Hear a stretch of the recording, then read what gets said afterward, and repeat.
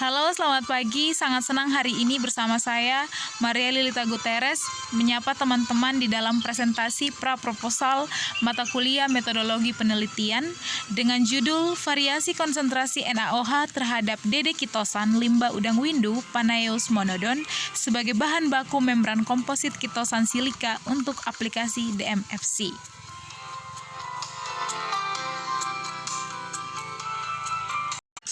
Baik, latar belakang. Seperti yang kita tahu, bahwa untuk menjawab tantangan global di abad 21, yaitu kebutuhan akan energi, yang kita tahu bahwa pasokan energi bahan bakar fosil semakin rendah akibat tingginya mobilitas manusia, serta dampak pencemaran lingkungan akibat gas emisi yang dihasilkan.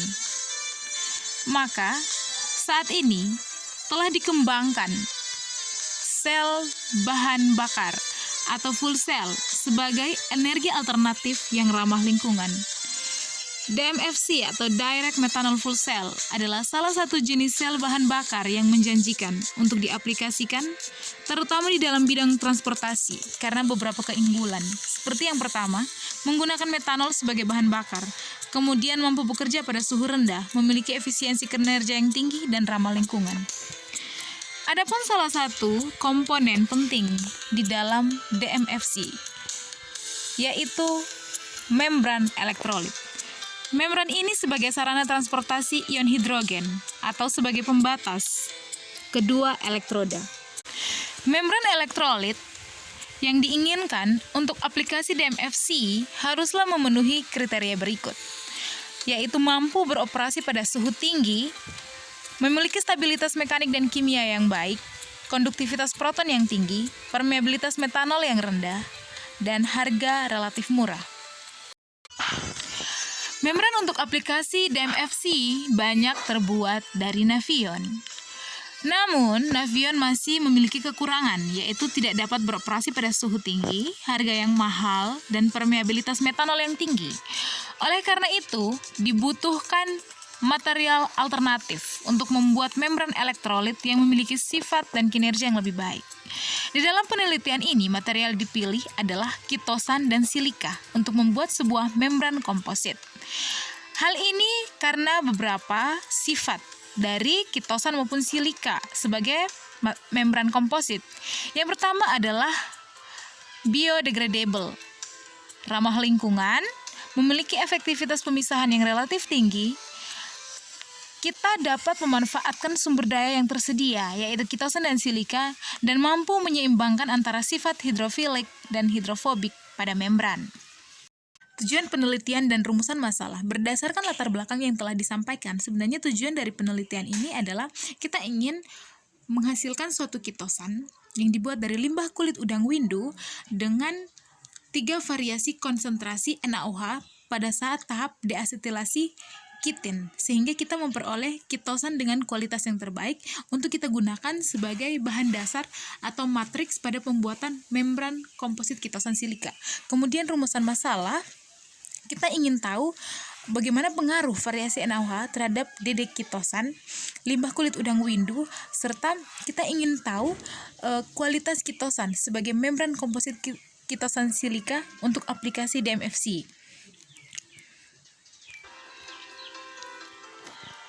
Tinjauan pustaka, sel bahan bakar atau fuel cell. Chang dan kawan-kawan 2018 mengatakan bahwa sel bahan bakar adalah salah satu perangkat konversi energi yang paling menjanjikan, mampu mengubah energi kimia bahan bakar menjadi energi listrik melalui suatu reaksi elektrokimia yang memiliki efisiensi yang tinggi dan nol polusi. Ada beberapa jenis sel bahan bakar: alkaline fuel cell, proton exchange membran fuel cell, phosphoric acid fuel cell, molten carbonate fuel cell, solid oxide fuel cell, dan direct methanol fuel cell.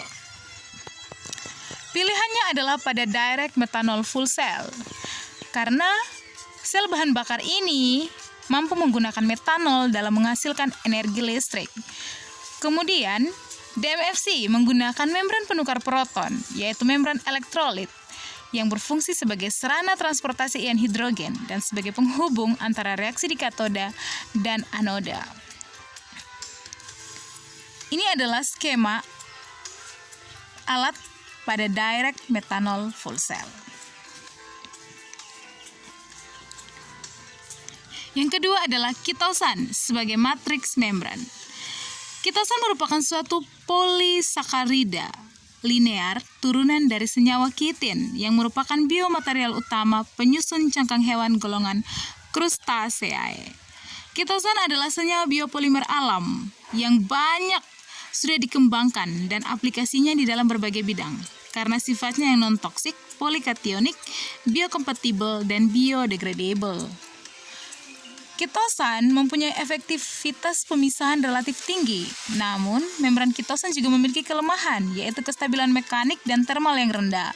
Oleh karena itu, perlu ditambahkan bahan lain untuk meningkatkan kestabilan, ya salah satunya dengan penambahan senyawa anorganik. Gambar 2 merupakan gambar kitosan dan kitin. Yang berikut adalah silika sebagai filler anorganik. Silika merupakan bahan anorganik yang dapat digunakan sebagai membran anorganik maupun sebagai zat pengisi pada pembuatan membran komposit organik anorganik. Penelitian mengenai penggunaan silika di dalam pembuatan membran untuk aplikasi DMFC telah dilakukan sebelumnya oleh Kim dan kawan-kawan pada tahun 2004. Hasil penelitian yang diperoleh dari silika membuktikan bahwa silika memiliki kualitas yang baik untuk digunakan sebagai filler anorganik pada membran komposit. Yang berikut adalah karakterisasi kitosan dari membran komposit kitosan silika. Karakterisasi yang pertama menggunakan analisis FTIR. Dengan menggunakan analisis FTIR, kita ingin mengetahui gugus fungsi. Jadi pada membran yang mempunyai karakteristik terbaik, spektra FTIR dari membran kitosan silika akan menunjukkan penurunan serapan-serapan. Seperti serapan dari 3.438,51 cm min 1 cm menjadi 3.435,60 cm min 1 menunjukkan vibrasi ulur OH serta vibrasi ulur NH. Dan berikutnya. Yang berikut adalah karakterisasi dengan menggunakan analisis SEM atau Scanning Electron Microscopy. Gambar 3 merupakan bagian melintang membran kitosan silika dengan perbesaran 5.000 kali. Yang berikut adalah metode penelitian. Alat dan bahan seperti teman-teman lihat pada video. Ekstraksi kitosan limbah kulit udang. Kulit udang mula-mula akan di treatment awal, yaitu dibersihkan, dikeringkan, dan di blender. Kemudian akan menjadi serbuk udang. Melalui proses demineralisasi dengan HCl1 normal dan deproteinasi dengan NaOH 3,5%, akan menghasilkan kitin. Dan melalui proses deasetilasi dengan NaOH dalam 3 variasi, 50%, 55%, dan 60% konsentrasi NaOH, kita akan memperoleh kitosan.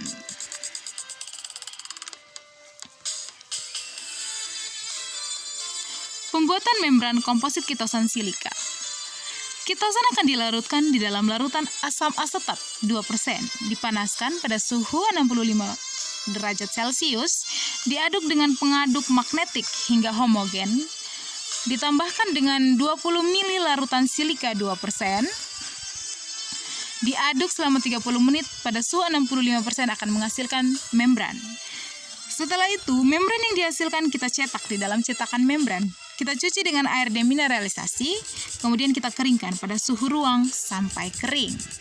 Karakterisasi kitosan dan membran komposit kitosan silika meliputi uji FTIR, uji SEM, uji permeabilitas metanol, dan uji kapasitas penukar ion. Sekian presentasi dari saya. Terima kasih.